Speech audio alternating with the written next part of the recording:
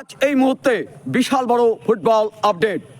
কোচবিহারের ঘোকসাডাঙ্গা থানার অন্তর্গত আটপুকুরি সপ্তরতী ক্লাব ও পাঠাগারের পরিচালনায় ও ব্যবস্থাপনায় আগামী 22 সেপ্টেম্বর, মনে রাখবেন আগামী 22 সেপ্টেম্বর 8 দলীয় আমন্ত্রণমূলক বিরাট এক নৈশ ফুটবল টুর্নামেন্টের আয়োজন করা হয়েছে।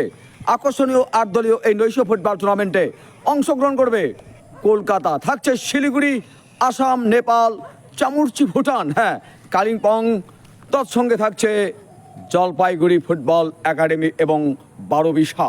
মনে রাখবেন, ভুলবেন না, আটপুকুরি সপ্তরতী ক্লাব ও পাঠাগারের পরিচালনায় ও ব্যবস্থাপনায় আগামী 22 সেপ্টেম্বর আটপুকুরি উচ্চ বিদ্যালয় প্রাঙ্গণে 8 দলীয় বিরাট নৈশ ফুটবল টুর্নামেন্ট। এই ফুটবল টুর্নামেন্টে সারা ভারতবর্ষের বিভিন্ন প্রান্তের অনেক তারকা ফুটবলারের সাথে অনেক আফ্রিকান খেলোয়াড়কে এই টুর্নামেন্টে খেলতে দেখা যাবে। সকলের সাদর আমন্ত্রণ থাকছে আগামী 22 সেপ্টেম্বর আটপুকুরি সপ্তরতী ক্লাব ও পাঠাগারের পরিচালনায় ও ব্যবস্থাপনায় আটপুকুরি উচ্চ বিদ্যালয় প্রাঙ্গণে 8 দলীয় বিরাট নৈশ ফুটবল টুর্নামেন্ট। এই ফুটবল টুর্নামেন্টে সারা ভারতবর্ষের বিভিন্ন প্রান্তের অনেক তারকা খেলোয়াড়কে খেলতে দেখা যাবে। জমজমাট আকর্ষণীয় এই ফুটবল টুর্নামেন্টে আপনাদের সকলের সাদর আমন্ত্রণ থাকছে।